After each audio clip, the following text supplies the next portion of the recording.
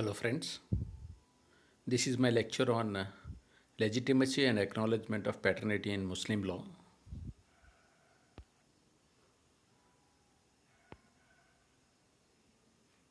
Under Muslim law, the topic acknowledgement of paternity has assumed great importance in the context of certain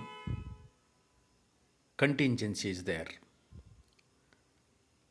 The acknowledgement of paternity has been recognized in Muslim law to accord legitimacy on the child whose legitimacy is uncertain because of the non availability of the proof of marriage between its parents, that is, mother and father, and also because of the uncertainty as to the timing of the marriage between the parents. Apart from that, there is provision for remarriages in Islam. Accordingly, if a Muslim divorces his wife and that wife cannot remarry until she completes her iddat period, but if she marries the next person before the completion of iddat, such marriage is not void but irregular, and there may be difficulty if the child is being conceived in that time period. So, to overcome all these difficulties, whenever legitimacy of a child is uncertain in Islam, a person who is supposed to be the father of the child may acknowledge that child as his child. ಸ್ನೇಹಿತರೆ, Muslim ಕಾನೂನಿನಡಿಯಲ್ಲಿ ಒಬ್ಬ ವ್ಯಕ್ತಿಯ ಧರ್ಮಸಮ್ಮತ ಸ್ಥಾನಮಾನ ಸಂಶಯಾಸ್ಪದವಿದ್ದಲ್ಲಿ ಅದು ಯಾಕೆ ಸಂಶಯಾಸ್ಪದ ಆಗ್ಬೋದು ಅಂತಂದರೆ, ಆತನ ತಂದೆ ತಾಯಿಯರ ನಡುವಿನ ವಿವಾಹದ ಪುರಾವೆ ಇಲ್ಲದ ಕಾರಣ, ಅಸ್ಪಷ್ಟವಾಗಿದ್ದಲ್ಲಿ, ಅಥವಾ ಅವರ ವಿವಾಹದ ಸಮಯದ ಕುರಿತಾಗಿ ಅಸ್ಪಷ್ಟತೆ ಇದ್ದಲ್ಲಿ, ಆ ವ್ಯಕ್ತಿಯ ಒಂದು ಧರ್ಮಸಮ್ಮತ ಸ್ಥಾನಮಾನ ಅಸ್ಪಷ್ಟವಾಗಿದ್ದಲ್ಲಿ ಆತ ಯಾರ ಮಗನಿರಬಹುದು ಅಂತಹ ವ್ಯಕ್ತಿ ಆ ಮಗು ತನ್ನದೆಂದು ದೃಢೀಕರಣ ಮಾಡಬಹುದು. ಇದಕ್ಕೆ ಪಿತೃತ್ವದ ದೃಢೀಕರಣ ಅಂತ ಹೇಳ್ತೀವಿ ನಾವು. ಮುಸ್ಲಿಂ ಧರ್ಮದಲ್ಲಿ ಈ ಅಧರ್ಮದ ಸಮ್ಮತ ಸ್ಥಾನಮಾನವನ್ನು ಖಂಡಿಸಲಾಗಿದೆ. So the illegitimacy is highly condemned in Islam. Acknowledgement can be made only when there is uncertainty as to paternity and not when the child is illegitimate or known to be the child of someone else. ನಾನು ಆಗಲೇ ಹೇಳ್ದಂಗೆ, ಒಬ್ಬ ಮಗುವಿನ ಧರ್ಮಸಮ್ಮತ ಸ್ಥಾನಮಾನ ಸ್ಪಷ್ಟವಿಲ್ಲದಿದ್ದಾಗ ಪಿತೃತ್ವದ ದೃಢೀಕರಣ ಮಾಡಬಹುದು. ಮತ್ತು ಯಾವುದೇ ಕಾರಣಕ್ಕೂ ಒಬ್ಬ ಅಧರ್ಮಸಮ್ಮತ ಮಗುವನ್ನು ಅಥವಾ ಇನ್ನೊಬ್ಬರ ಮಗನೆಂದು ಗೊತ್ತಿರುವಂಥ ವ್ಯಕ್ತಿಯನ್ನು ಪಿತೃತ್ವದ ದೃಢೀಕರಣಕ್ಕೆ ಒಳಪಡಿಸಲು ಬರುವುದಿಲ್ಲ. In cases where the fact of marriage or its timing is not proved as against the disproved cases, it means when the marriage between parents is not proved, then there can be acknowledgement of paternity, not when the marriage is disproved. ಅಂದರೆ ಒಬ್ಬ ಯಾವ ವ್ಯಕ್ತಿಯನ್ನು ಪಿತೃತ್ವ ದೃಢೀಕರಣಕ್ಕೆ ಒಳಗಾಗಿಸಲಾಗಿರುತ್ತೋ ಅಂಥ ವ್ಯಕ್ತಿಯ ತಂದೆ ತಾಯಿಗಳ ನಡುವಿನ ವಿವಾಹ ರುಜುವಾತ ಆಗಿರೋದಿಲ್ಲ. ಅಲ್ಲಿ ಡಿಸ್ಪ್ರೂವ್ ಆಗಿರಬಾರ್ದು. ಅಲ್ಲಿ ವಿವಾಹನೇ ಇರಲಿಲ್ಲ, ಆ ಟೈಮಲ್ಲಿ ಇವನು ಕನ್ಸೆಪ್ಷನ್ ಆಯಿತು ಅನ್ನುವಂಥ ಪರಿಸ್ಥಿತಿ ಅಲ್ಲ ಇದು. ವಿವಾಹ ಆಯಿತೋ ಬಿಟ್ಟು ಅನ್ನೋದಕ್ಕೆ ಪುರಾವೆ ಇಲ್ಲ ಅಥವಾ ರುಜುವಾತು ಇಲ್ಲವ ಅನ್ನುವಂಥ ಸಂದರ್ಭದಲ್ಲಿ ಮಾತ್ರ ಈ ಪಿತೃತ್ವದ ದೃಢೀಕರಣವನ್ನು ಮಾಡಬಹುದು. And all importantly, there is no provision for adoption in Muslim law. And because of this, if at all a person is sure that a child is his child, he can acknowledge that child as his child. But in any case, there is no provision for adoption. It means no Muslim can consider or adopt somebody's child as his child in any event. So, adoption is not at all recognised under the Muslim law. ಈ ಮುಸ್ಲಿಂ ಕಾನೂನಿನಡಿಯಲ್ಲಿ ಈ ದತ್ತಕವನ್ನು ಗುರುತಿಸಲಾಗಿಲ್ಲ. ಯಾಕೆ ಅಂತಂದರೆ ಇನ್ನೊಬ್ಬರ ಮಗುವನ್ನು ತನ್ನ ಮಗುವೆಂದು ಒಪ್ಪಿಕೊಳ್ಳುವಂತಹ ಕಾನೂನು ಮುಸ್ಲಿಂ ಕಾನೂನಿನಡಿಯಲ್ಲಿ ಗುರುತಿಸಲಾಗೇ ಇಲ್ಲ. ಆದ್ದರಿಂದ ಈ ದತ್ತಕ ಎಂಬುವ ಪರಿಕಲ್ಪನೆ ಮುಸ್ಲಿಂ ಕಾನೂನಿನಲ್ಲಿ ಇಲ್ಲ. Now the question is how this parentage is established. What is parentage first of all? Parentage is the relation of parents to their children. ಈ ಪೋಷಕರ ಮತ್ತು ಮಕ್ಕಳ ನಡುವಿನ ಸಂಬಂಧವನ್ನು ನಾವು ಪೋಷಕತ್ವ ಅಂತ ಕರೀಬಹುದು. ಈ ಪೋಷಕತ್ವ ಅನ್ನೋದು ಎರಡು ಭಾಗ, ಒಂದು ಪಿತೃತ್ವ, ಇನ್ನೊಂದು ಮಾತೃತ್ವ. So the parentage can be of two components. One is the paternity and other one is maternity. Paternity is the legal relation between father and child, and maternity is the legal relation between mother and child. ಹಾಗೆ ಇಲ್ಲಿ ಪಿತೃತ್ವ ಅಂತಂದರೆ ತಂದೆ ಮಗುವಿನ ನಡುವಿನ ಕಾನೂನುಬದ್ಧ ಸಂಬಂಧ. ಹಾಗೆ ಮಾತೃತ್ವ ಅಂತಂದರೆ ತಾಯಿ ಮಗುವಿನ ಮಧ್ಯದ ಕಾನೂನುಬದ್ಧ ಸಂಬಂಧ. These relations, I mean the paternity and the maternity, these relations give rise to rights and liabilities in respect of inheritance, guardianship and maintenance. Why these relations are so important in law? It is because they will fix the liabilities and they will give rise to the rights in respect of inheritance, guardianship and maintenance. For example, only legitimate children can inherit to the property of the father. Then who is legitimate and who is illegitimate has to be decided. And to determine this or to decide this, we have to decide the paternity of a child. So, paternity and maternity are very crucial issues in Islamic law. ಈ ಪಿತೃತ್ವ ಮತ್ತು ಮಾತೃತ್ವ ಇವುಗಳು Muslim ಕಾನೂನಿನಲ್ಲಿ ಅತ್ಯಂತ ಮಹತ್ವದ ವಿಷಯಗಳು. ಏಕೆ ಅಂತಂದರೆ ಈ ಸಂಬಂಧಗಳು ಕೆಲವು ಹಕ್ಕು ಬಾಧ್ಯತೆಗಳನ್ನು ನಿರ್ಧರಿಸುತ್ತವೆ. ಯಾವ ವಿಷಯಗಳಲ್ಲಿ ಅಂತಂದರೆ ಈ ವಾರಸುದಾರಿಕೆ, ಪೋಷಕತ್ವ ಮತ್ತು ಜೀವನಾಂಶ. ಉದಾಹರಣೆಗೆ ಒಬ್ಬ ಧರ್ಮಸಮ್ಮತ ಮಗನಿಗೆ ಮಾತ್ರ ಆಸ್ತಿಯಲ್ಲಿ ವಾರಸುದಾರಿಕೆ ಅಂತ ಸಿಗುತ್ತೆ ಒಬ್ಬ ವ್ಯಕ್ತಿ ಸತ್ತ ಮೇಲೆ. ಹಾಗಿದ್ದಾಗ ಆ ವ್ಯಕ್ತಿಯ ಧರ್ಮಸಮ್ಮತ ಸ್ಥಾನಮಾನ ನಿರ್ಧಾರ ಆಗಲೇಬೇಕು. ಆ ವ್ಯಕ್ತಿಯ ಧರ್ಮಸಮ್ಮತ ಸ್ಥಾನಮಾನ ನಿರ್ಧಾರ ಆಗಬೇಕು ಅಂದರೆ ಆತನ ಪಿತೃತ್ವ ನಿರ್ಧಾರ ಆಗಬೇಕು. ಪಿತೃತ್ವ ನಿರ್ಧಾರ ಆದಾಗ ಮಾತ್ರ ಅವನ ವಾರಸುದಾರಿಕೆ ನಿರ್ಧಾರವಾಗುತ್ತೆ. ಆದ್ದರಿಂದ ಈ ಪಿತೃತ್ವ ಅನ್ನೋದು ಅನೇಕ ಹಕ್ಕು ಬಾಧ್ಯತೆಗಳಿಗೆ ಅನುವು ಮಾಡಿಕೊಡುತ್ತದೆ. ಈಗ ಈ ಪಿತೃತ್ವ ಹೇಗೆ ನಿರ್ಧಾರ ಆಗುತ್ತೆ, ಹಾಗೆ ಈ ಮಾತೃತ್ವ ಹೇಗೆ ನಿಗದಿಯಾಗುತ್ತೆ ಅಂತ. ಮಾತೃತ್ವ ತುಂಬ ಸರಳ. So the maternity, establishment of maternity can be understood very easily because maternity is a question of fact. The fact that a child is born from the womb of its mother is sufficient to determine the maternity of that child. ಈ ಮಾತೃತ್ವ ಅನ್ನೋದು ಒಂದು ಘಟನಾತ್ಮಕ ಪ್ರಶ್ನೆ. ಯಾವ ಒಬ್ಬ ಮಹಿಳೆ ತನ್ನ ಗರ್ಭದಿಂದ ಒಂದು ಮಗುವಿಗೆ ಜನ್ಮ ಕೊಡ್ತಾಳೋ ಅದರ ಮಾತೃತ್ವ ಅವಳದ್ದು. ಇದು ಘಟನಾತ್ಮಕ ಒಂದು ಪ್ರಶ್ನೆ. ಇದು ಸರಳ. Paternity is a legal question because paternity are the fatherhood. A person is the father of a child if he is the legal husband of the mother of that child. So maternity is the question of fact, but paternity is the question of law because if he is legally the wedded husband of that woman from whom the child is born, then he becomes the father of that child. ಇಲ್ಲಿ ಪಿತೃತ್ವ ಅನ್ನೋದು ಕಾನೂನಾತ್ಮಕ ಪ್ರಶ್ನೆ. ಯಾಕೆ ಅಂತಂದರೆ ಒಬ್ಬ ವ್ಯಕ್ತಿ ಒಂದು ಮಗುವಿನ ತಂದೆ ಅಂತ ಹೇಳಬೇಕಾದ್ರೆ ಆ ಮಗುವಿನ ತಾಯಿ ಮತ್ತು ಇವನಿಗೂ ನಡುವೆ ಕಾನೂನುಬದ್ಧ ವಿವಾಹವಾಗಿರಬೇಕು. ಹಾಗಾಗಿ ಪಿತೃತ್ವ ಅನ್ನೋದು ಕಾನೂನುಬದ್ಧ ಪ್ರಶ್ನೆಯಾಗುತ್ತೆ ಅಥವಾ ಕಾನೂನಾತ್ಮಕ ಪ್ರಶ್ನೆಯಾಗುತ್ತದೆ. When paternity is established, legitimacy is established. So, to decide the legitimacy, what is important is not the maternity but the paternity. When a child is born from a woman, that maternity is question of fact and that is being established very easily. But to decide his legitimacy, paternity needs to be established.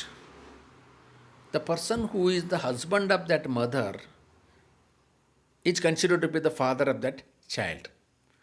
And whether that child is the legitimate child of that man or not, is it depends on whether there is a legal marriage between that person and that mother. ಒಂದ್ಸತಿ ಈ ಪಿತೃತ್ವ ನಿರ್ಧರಣೆ ಆದರೆ ಒಂದು ಮಗುವಿನ ಧರ್ಮಸಮ್ಮತ ಸ್ಥಾನಮಾನವೂ ನಿರ್ಧಾರವಾದಂತೆಯೇ. ಆದ್ದರಿಂದ ಒಬ್ಬ ಮಗು ಧರ್ಮಸಮ್ಮತ ಹೌದಾ ಅಲ್ವಾ ಅನ್ನುವಂಥ ಪ್ರಶ್ನೆ ನಿರ್ಧಾರವಾಗಬೇಕಾದ್ರೆ ಆ ಮಗುವಿನ ಪಿತೃತ್ವ ಯಾರದ್ದು ಅಂತ ನಿರ್ಧಾರವಾಗಲೇಬೇಕು. Now let us see to this certain presumptions regarding the legitimacy in law. In law, the legitimacy is presumed under section 112 of the Indian Evidence Act. First, let us see to this section, then we will see to the presumption of legitimacy under the Muslim law. Then we shall compare both the provisions. And then we will see which holds good, whether Indian Evidence Act or the traditional Muslim law as regards the presumption of legitimacy. ಈ ಒಂದು ಧರ್ಮಸಮ್ಮತ ಸ್ಥಾನಮಾನದ ಪೂರ್ವಭಾವನೆ ಬಗ್ಗೆ ಮಾತಾಡೋದಾದರೆ, ಇದಕ್ಕೆ ಸಂಬಂಧಪಟ್ಟಂಗೆ ನಮ್ಮಲ್ಲಿ Indian Evidence act ಕಲಮು 112ರಲ್ಲಿ ಸ್ಪಷ್ಟವಾಗಿ ಪೂರ್ವಭಾವನೆ ಕುರಿತಾಗಿ ಹೇಳಲಾಗಿದೆ. ಹಾಗೆ ಮುಸ್ಲಿಂ ಕಾನೂನಿನಲ್ಲಿಯೂ ಕೂಡ ಧರ್ಮದ ಸಮ್ಮತ ಪೂರ್ವಭಾವನೆ ಕುರಿತಾಗಿ ಕೆಲವು ಉಪಬಂಧಗಳಿವೆ ಭಿನ್ನವಾಗಿ. ನಾವು ಇವೆರಡನ್ನೂ ನೋಡೋಣ, ಹಾಗೆ ಮುಂದೆ ಎರಡಕ್ಕೂ ವ್ಯತ್ಯಾಸ ನೋಡೋಣ. ಕೊನೆಗೆ ಸದ್ಯದ ಪರಿಸ್ಥಿತಿಯಲ್ಲಿ ಅಥವಾ ಸದ್ಯದ ಕಾನೂನಿನಲ್ಲಿ ಪಿತೃತ್ವ ಈ ಧರ್ಮಸಮ್ಮತ ಸ್ಥಾನಮಾನದ ಪೂರ್ವಭಾವನೆಗೆ ಭಾರತೀಯ ಸಾಕ್ಷ್ಯ ಅಧಿನಿಯಮದ ಕಲಮು 112 ಅನ್ವಯಿಸುತ್ತೋ ಅಥವಾ ಮುಸ್ಲಿಂ ಕಾನೂನು ಅನ್ವಯಿಸುತ್ತೋ ಅಂತ ಕೊನೆಗೆ ನೋಡೋಣ. First of all, section 112, what it says: birth during marriage, conclusive proof of legitimacy. Title of this section: Birth during marriage is the conclusive proof of legitimacy. What does it say? The fact that any person was born during the continuance of a valid marriage between his mother and any man, or within 280 days after its dissolution,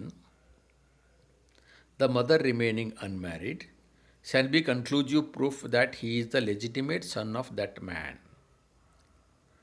unless that is an exception which we'll discuss bit later. Now let us concentrate on this component. Birth during marriage is a conclusive proof of legitimacy. The fact that any person was born during the continuance of any valid marriage between a mother and any man. So there is a marriage between a man and his mother, and during the continuance or subsistence of that marriage, this child is born. This is one part.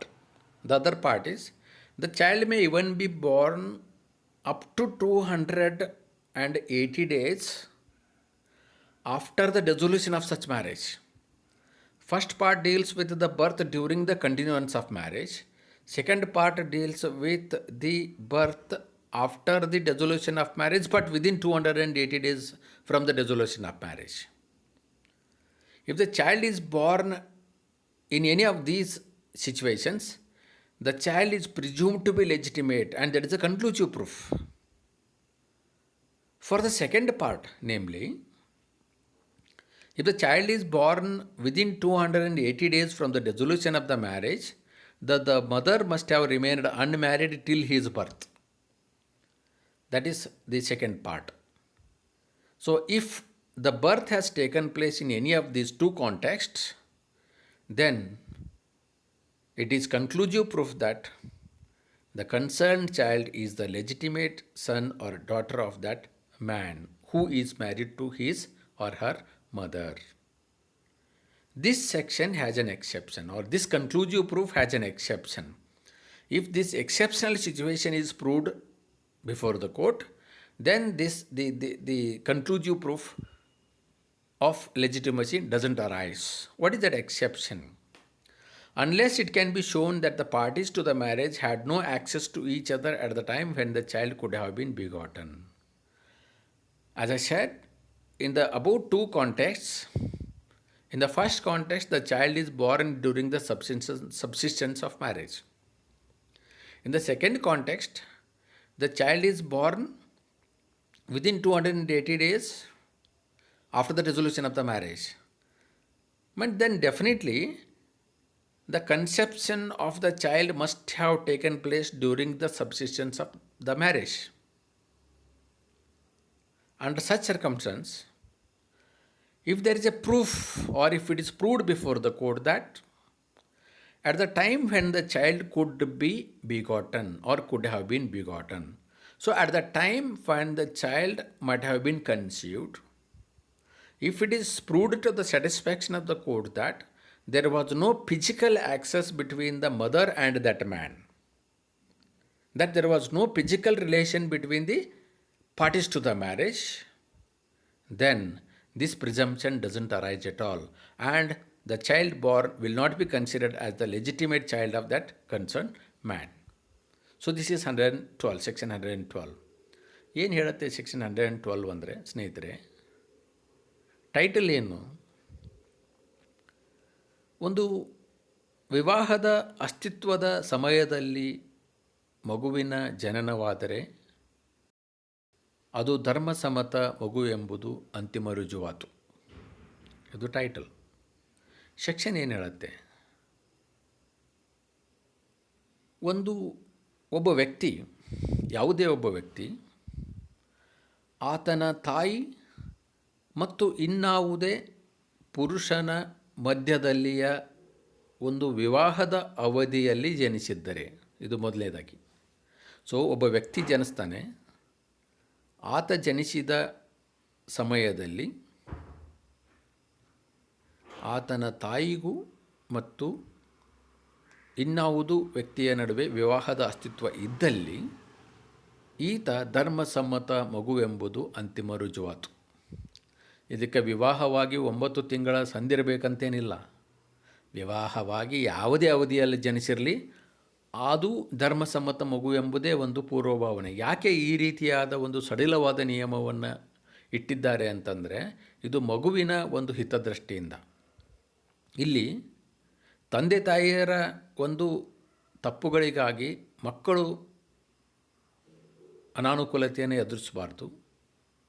ಆದ್ದರಿಂದ ಈ ಥರದ ಒಂದು ಕಾನೂನನ್ನು ಇಟ್ಟಿದ್ದಾರೆ. Okay, ಮೊದಲನೇದಾಗಿ ಮದುವೆಯ ಅಸ್ತಿತ್ವದಲ್ಲಿ ಮಗು ಹುಟ್ಟಿದರೆ ಅದು ಧರ್ಮಸಮ್ಮತ ಮಗು, ಮೊದಲನೇ ಭಾಗ. ಇನ್ನು ಎರಡನೇ ಭಾಗ, ಮದುವೆಯ ಅಸ್ತಿತ್ವ ಅಲ್ಲ, ಮದುವೆ ವಿಸರ್ಜನೆ ಹೊಂದಿದ ನಂತರ. ವಿಸರ್ಜನೆ ಮದುವೆದು ಯಾಕಾಗ್ಬೋದು ಅಂದರೆ ಗಂಡ ಸತ್ತಾಗೂ ಆಗ್ಬೋದು, ಅಥವಾ ಡಿವೋರ್ಸ್ ವಿಚ್ಛೇದನ ಆದಾಗೂ ಆಗ್ಬೋದು. ಈ ರೀತಿ ವಿವಾಹ ವಿಸರ್ಜನೆಯಾದ 280 ದಿನಗಳೊಳಗೆ ಮಗು ಜನಿಸಿದ್ರೂ ಕೂಡ ಅದು ಧರ್ಮಸಮ್ಮತ ಮಗುವೇ. ಯಾರು ಆತನ ತಾಯಿಯ ಗಂಡ ಇರ್ತಾನೆ, ಈತನ ತಂದೆ ಅನ್ನೋದು ಪೂರ್ವಭಾವನೆ. ಈ ಎರಡನೇ ಒಂದು ಸಂದರ್ಭ ಏನು ಅಂತಂದರೆ, ವಿವಾಹ ವಿಸರ್ಜನೆಯ ನಂತರದ 280 ದಿನಗಳೊಳಗೆ ಆ ಮಗು ಜನಿಸಿದ್ದರೂ ಕೂಡ ಅದು ಧರ್ಮಸಮ್ಮತ ಮಗು ಅಂತ ಹೇಳಬೇಕಾದರೆ ಒಂದು ಷರತ್ತು ಏನಂದರೆ, ಆ ತಾಯಿ ಈ ಮಗು ಜನಿಸುವವರೆಗೂ ಅವಿವಾಹಿತಳಾಗಿ ಉಳಿದಿರಬೇಕು. ಅವಳು ಮತ್ತೊಂದು ಮದುವೆಯನ್ನು ಮಾಡ್ಕೊಂಡಿರಬಾರ್ದು. ಮತ್ತೊಂದು ಮದುವೆಯನ್ನು ಮಾಡ್ಕೊಂಡಿದ್ದರೆ ಏನಾಗತ್ತೆ ಅಂತಾರೆ, ಮತ್ತೊಂದು ಮದುವೆಯ ಅಸ್ತಿತ್ವ ಬರೋದರಿಂದ ಮತ್ತೊಬ್ಬ ಪುರುಷನ ಮಗ ಇವನಾಗುವಂಥ ಸಾಧ್ಯತೆ ಇರ್ತದೆ. ಇದು ಸೆಕ್ಷನ್ 112. ಈ ಸೆಕ್ಷನ್ಗೆ ಒಂದು ಅಪವಾದ ಇದೆ. ಅನ್ಲೆಸ್ ಅಂತ ಶಬ್ದ ಸ್ಟಾರ್ಟ್ ಆಗೋದ್ರಿಂದ ನಾವು ಅರ್ಥ ಮಾಡ್ಕೋಬೇಕು. ಅಪವಾದ ಏನು ಅಂತಂದರೆ, ಈ ಎರಡೂ ಸಂದರ್ಭದಲ್ಲಿ ಯಾವುದೇ ವ್ಯಕ್ತಿ ನ್ಯಾಯಾಲಯದ ಮುಂದೆ ಈ ವ್ಯಕ್ತಿ ಜನಿಸಿದ್ದಾನೆ ನಿಜ, ಮೇಲಿನ ಯಾವುದೇ ಎರಡು ಸಂದರ್ಭವೊಂದರಲ್ಲಿ ಜನಿಸಿದ್ದಾನೆ ನಿಜ, ಆದರೆ ಆತನ ಗರ್ಭಧಾರಣೆಯಾಗುವ ಕಾಲಕ್ಕೆ ಆತನ ತಾಯಿ ಮತ್ತು ಆ ಸಂಬಂಧಪಟ್ಟ ಪುರುಷನ ನಡುವೆ ದೈಹಿಕ ಸಂಬಂಧವಿರಲಿಲ್ಲ ಎಂಬುದು ನ್ಯಾಯಾಲಯದ ಮುಂದೆ ಸಿದ್ಧಗೊಂಡರೆ ಈ ಪೂರ್ವಭಾವನೆ ಬರುವುದಿಲ್ಲ. ಹಾಗಾಗಿ ಆ ಮಗು ಆ ಸಂಬಂಧಪಟ್ಟ ಪುರುಷನ ಧರ್ಮಸಮ್ಮತ ಮಗು ಎಂದು ಪರಿಗಣಿಸಲ್ಪಡುವುದಿಲ್ಲ. ಸೊ ಇದು ಸೆಕ್ಷನ್ 112 ಸೆಕ್ಷನ್. ಓಕೆ, ಇವಾಗ ಮುಸ್ಲಿಂ ಕಾನೂನಿನಡಿಯಲ್ಲಿ ಈ ಧರ್ಮಸಮ್ಮತ ಸ್ಥಾನಮಾನಕ್ಕೆ ಸಂಬಂಧಪಟ್ಟಂಥ ಪೂರ್ವಭಾವನೆ ಏನಿದೆ? So what is the presumption of legitimacy under the Muslim law? There are 3 points to be kept in mind here. A child born within 6 months from the marriage is illegitimate, and if the child is born after 6 months from the marriage, it is legitimate. ಮೊದಲೇದಾಗಿ ತುಂಬ ಸರಳ. ವಿವಾಹದ ನಂತರ ಮಗುವು 6 ತಿಂಗಳ ಒಳಗಡೆ ಜನಿಸಿದರೆ ಅಧರ್ಮಸಮ್ಮತ ಆಗತ್ತೆ. 6 ತಿಂಗಳ ನಂತರ ಜನಿಸಿದರೆ ಧರ್ಮದೇ. ಎರಡನೇದಾಗಿ, a child born after 6 months from the marriage is legitimate unless the putative father disclaims the child by lian. ಇಲ್ಲಿ ಎರಡನೇದೇನು ಅಂತಂದರೆ, ಒಂದು ಮಗು ವಿವಾಹವಾದ 6 ತಿಂಗಳ ನಂತರ ಜನಿಸಿದರೆ ಅದು ಧರ್ಮಸಮ್ಮತ. ಆದರೆ ಒಂದು ಶಪಥದಿಂದ ಆ ತಂದೆ ಇದು ನನ್ನ ಮಗು ಅಲ್ಲ ಅಂತ ಹೇಳಿದರೆ ಅದು ಧರ್ಮಸಮ್ಮತವಾಗುವುದಿಲ್ಲ. ಮೂರನೇದಾಗಿ, ಇದು the third situation is, a child born within 2 years from the termination of marriage is presumed to be legitimate unless disclaimed by lian. ಅಂದರೆ ವಿವಾಹ ವಿಸರ್ಜನೆ, ನಾನು ಹೇಳಿದೆ ವಿವಾಹ ವಿಸರ್ಜನೆ ವಿವಾಹದ ಯಾವುದೇ ಒಂದು ಪಕ್ಷಗಾರನ ಸಾವಿನಿಂದಲಾದರೂ ಆಗ್ಬೋದು, ವಿಚ್ಛೇದನದಿಂದಾದರೂ ಆಗ್ಬೋದು. ಒಟ್ಟಲ್ಲಿ ವಿವಾಹ ವಿಸರ್ಜನೆ ಆಗಿ 2 ವರ್ಷದವರೆಗೆ ಮಗು ಜನಿಸಿದರೂ ಕೂಡ ಅದು ಧರ್ಮಸಮ್ಮತ ಮಗು ಅಂತಲೇ ಪರಿಗಣಿಸಲ್ಪಡ್ತದೆ. ಆದರೆ ಇದನ್ನು ಕೂಡ ಸಂಬಂಧಪಟ್ಟ ತಂದೆ, ಯಾರು ತಂದೆ ಅಂತ ವಾದಿಸಲಾಗಿರುತ್ತೋ ಆ ವ್ಯಕ್ತಿ ಶಪಥದ ಮೂಲಕ ಇದು ನನ್ನ ಮಗು ಅಲ್ಲ ಅಂತ ಹೇಳಿದರೆ ಅದು ಧರ್ಮಸಮ್ಮತ ಮಗು ಆಗೋದಿಲ್ಲ. ಇದು 3 ಪಾಯಿಂಟ್ ಇದೆ. ಯಾಕೆ ಈ ರೀತಿಯಾದ ವಿಚಿತ್ರವಾದ ಪೂರ್ವಭಾವನೆ ನಿಯಮಗಳಿದಾವೆ ಅಂತ ನಮಗೆ ಅನಿಸ್ಬೋದು. ಆದರೆ ಆಗಿನ ಕಾಲಕ್ಕೆ ಗರ್ಭಧಾರಣೆ, ಮಗುವಿನ ಬೆಳವಣಿಗೆ, ಡೆಲಿವರಿ ಇವುಗಳಿಗೆ ಸಂಬಂಧಪಟ್ಟಂಗೆ ವಿಜ್ಞಾನ ಇಷ್ಟೊಂದು ಮುಂದುವರೆದಿರಲಿಲ್ಲ. ಸೊ ಮಾನವನ ದೇಹದಲ್ಲಿ ಆಗುವ ಬದಲಾವಣೆಗಳಿಗೆ ಸಂಬಂಧಪಟ್ಟಂಗೆ ಮನುಷ್ಯನ ಜ್ಞಾನ ಸೀಮಿತವಿತ್ತೇನೋ ಅನ್ನೋ ಕಾರಣಕ್ಕೆ ಬಹುಶಃ ಈ ರೀತಿಯಾದ ವಿಚಿತ್ರವಾದ ಒಂದು ಅವಧಿಗಳನ್ನು ವಿಧಿಸಲಾಗಿದೆ ಅಂತ ನಾವು ಹೇಳ್ಬೋದು. ಇದೊಂದು ಅಭಿಪ್ರಾಯ ಮಾತ್ರ. ಈಗ ವ್ಯತ್ಯಾಸ ನೋಡೋಣ. ಈ 2 ಥರದ ಕಾನೂನಿದೆ. 112 ಸೆಕ್ಷನ್ ಇಂಡಿಯನ್ ಎವಿಡೆನ್ಸ್ ಆ್ಯಕ್ಟ್ ಒಂದು, ಇನ್ನೊಂದು ಮುಸ್ಲಿಂ ಕಾನೂನಿನಲ್ಲಿಯೇ ಪೂರ್ವಭಾವನೆ. So there are 2 sets of laws. One is the provision under section 112, that is conclusive proof, and the other one is the presumption of legitimacy under the Muslim law. So we'll see it under the 3 circumstances. First circumstance, if a child is born up to 6 months under section 112, it is completely legitimate, because the child, if it is born during the continuance of marriage, it is always legitimate. So there is no problem at all in deciding its legitimacy under section 112. But the only exception is if the non-access of physical relation, or if the non-access between the parties is proved, then that presumption may not arise. Under Muslim law, it is illegitimate, because if any child is born within 6 months from the marriage, it is always illegitimate.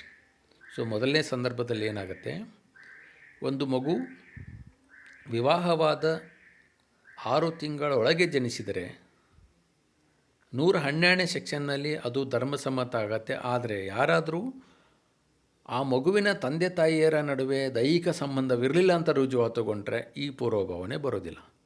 Muslim ಕಾನೂನಿನಲ್ಲಿ ನಾವು ಹಿಂದಿನ ಸ್ಲೈಡಲ್ಲಿ ನೋಡಿದಂಗೆ ಮಗು 6 ತಿಂಗಳ ಒಳಗೆ ಜನಿಸಿದರೆ ಅದು ಅಧರ್ಮಸಮ್ಮತವಾಗುತ್ತದೆ. So ಎರಡನೇ circumstances, child is Born after 6 months but within 280 days from the termination of marriage. Such child is legitimate, again subject to the proof of non-access. Under Muslim law, it is always a legitimate child, because after termination of marriage, maximum period of 2 years is there. So hence it becomes legitimate unless there is lian by the concerned husband. ಇಲ್ಲಿ ಏನಾಗುತ್ತೆ, ಎರಡನೇ ಸಂದರ್ಭದಲ್ಲಿ ಒಂದು ಮಗು ವಿವಾಹವಾದ 6 ತಿಂಗಳ ನಂತರ ಜನಿಸುತ್ತೆ, ಆದರೆ ವಿವಾಹ ವಿಸರ್ಜನೆಯಾಗಿ 280 ದಿನದ ಒಳಗಡೆ ಜನಿಸುತ್ತೆ. ಅಂಥ ಸಂದರ್ಭದಲ್ಲಿ 112ನೇ ಸೆಕ್ಷನ್ ಪ್ರಕಾರ ಇದು ಧರ್ಮಸಮ್ಮತ ಆಗುತ್ತೆ. ಆದರೆ ಆ ತಂದೆ ತಾಯಿಯರ ನಡುವೆ ದೈಹಿಕ ಸಂಬಂಧ ಇರಲಿಲ್ಲ ಅಂತ ರುಜುವಾತುಗೊಂಡ್ರೆ ಇದು ಪೂರ್ವಭಾವನೆ ಬರೋದಿಲ್ಲ. ಹಾಗೆ ಮುಸ್ಲಿಂ ಕಾನೂನಿಗೆ ಬರೋದಾದರೆ, ಮದುವೆಯಾಗಿ 6 ತಿಂಗಳ ನಂತರ ಜನಿಸೋದ್ರಿಂದ ಅದು ಲೆಜಿಟಿಮೇಟ್ ಆಗುತ್ತೆ. ಹಾಗೆ ಮದುವೆಯ ವಿಸರ್ಜನೆಯ ನಂತರ 2 ವರ್ಷದ ಒಳಗೂ ಜನಿಸಿದ್ರೂ ಕೂಡ ಅದು ಲೆಜಿಟಿಮೇಟ್ ಆಗೋದರಿಂದ ಅದು ಲೆಜಿಟಿಮೇಟ್ ಅಂತ ಆಗುತ್ತೆ. ಆದರೆ ಒಂದೇ ಒಂದು ಅಪವಾದ, ಸಂಬಂಧಪಟ್ಟ ತಂದೆ ಇದು ತನ್ನದು ಅಲ್ಲ ಅಂತ ಶಪಥ ಮಾಡಿದರೆ ಈ ಪೂರ್ವಭಾವನೆ ಬರೋದಿಲ್ಲ.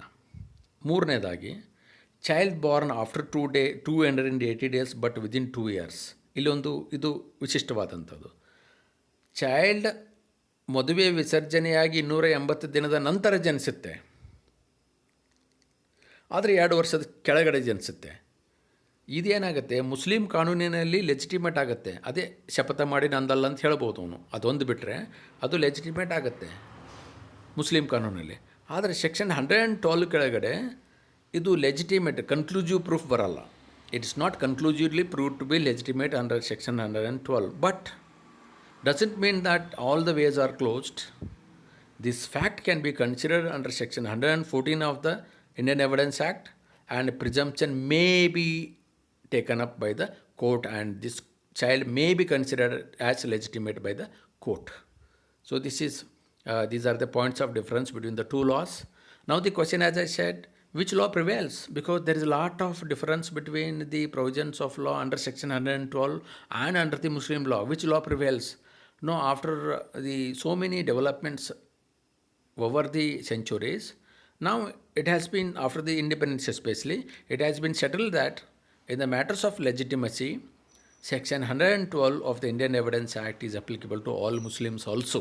So the Muslims are now governed by section 112 in this respect and not by their traditional Muslim law. Now let us come to the acknowledgement of legitimacy or paternity. Where the paternity of a child cannot be proved by establishing a marriage between his parents at the time of his conception or birth, the Muslim law recognizes acknowledgement.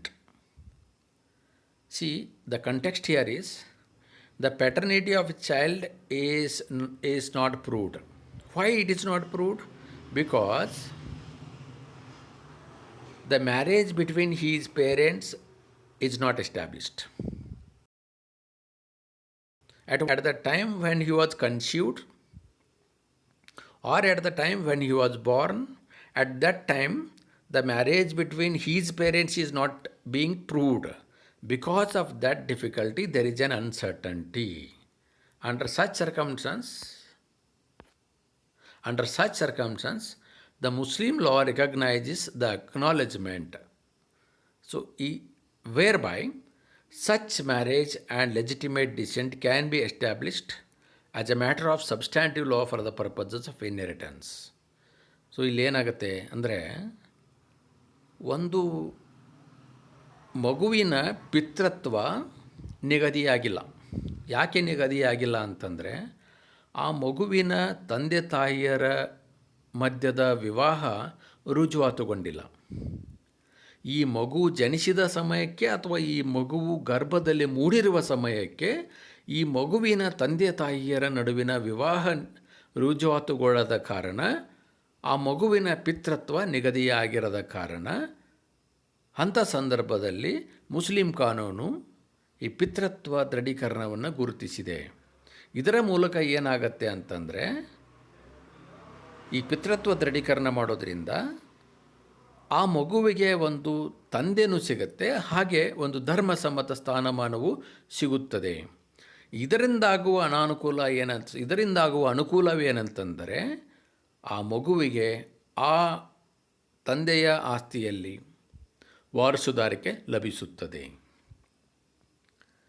There is no acknowledgement, there can't be acknowledgement when illegitimacy is proved. This is very important.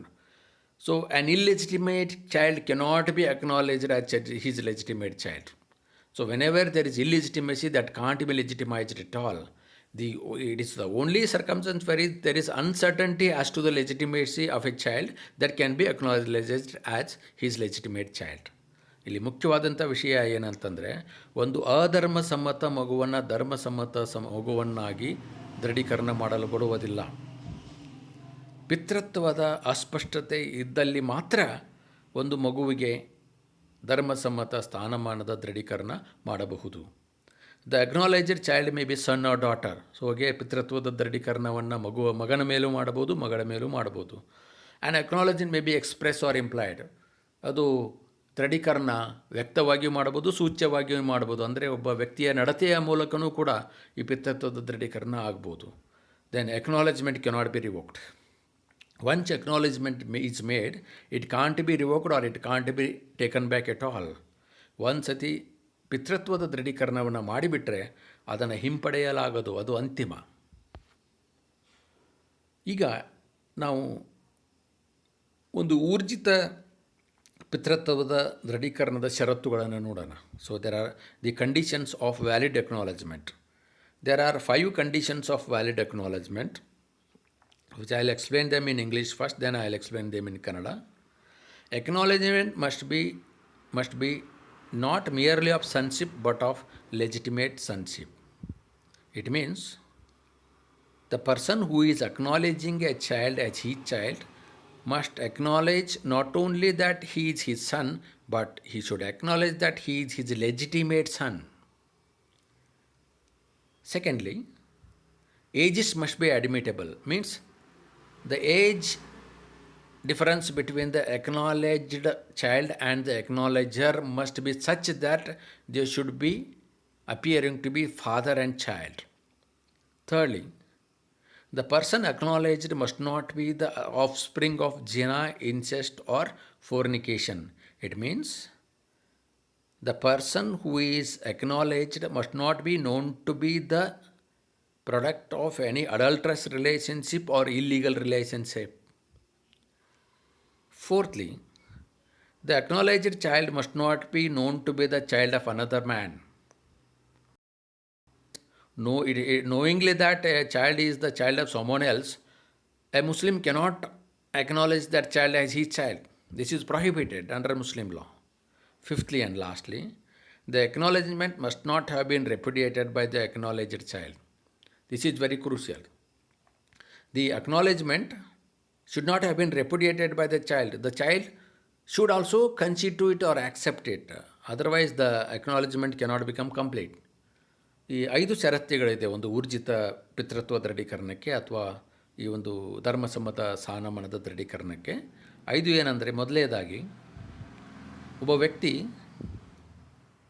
ಒಂದು ಮಗುವನ್ನು ಬರೀ ತನ್ನ ಮಗನೆಂದು ಅಥವಾ ತನ್ನ ಮಗಳೆಂದು ಮಾತ್ರ ದೃಢೀಕರಣ ಮಾಡುವುದಲ್ಲ, ತನ್ನ ಧರ್ಮಸಮ್ಮತ ಮಗು ಅಥವಾ ತನ್ನ ಧರ್ಮಸಮ್ಮತ ಮಗಳೆಂದು ದೃಢೀಕರಣ ಮಾಡತಕ್ಕದ್ದು.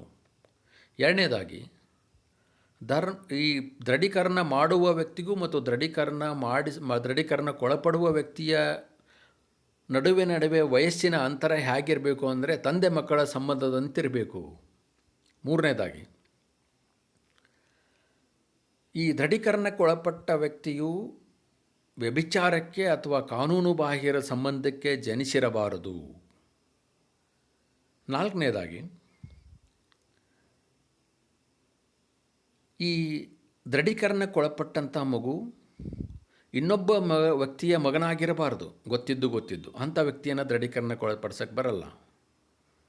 ಇನ್ನು ಐದನೇದಾಗಿ ಈ ದೃಢೀಕರಣಕ್ಕೊಳಪಟ್ಟಂಥ ವ್ಯಕ್ತಿ ಈ ದೃಢೀಕರಣವನ್ನು ತಿರಸ್ಕರಿಸಬಾರದು.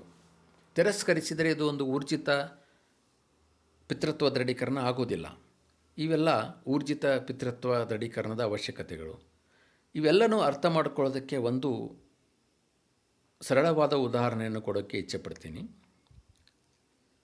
ಒಂದು ಉದಾಹರಣೆಯನ್ನು ಕೊಡೋದಾದರೆ,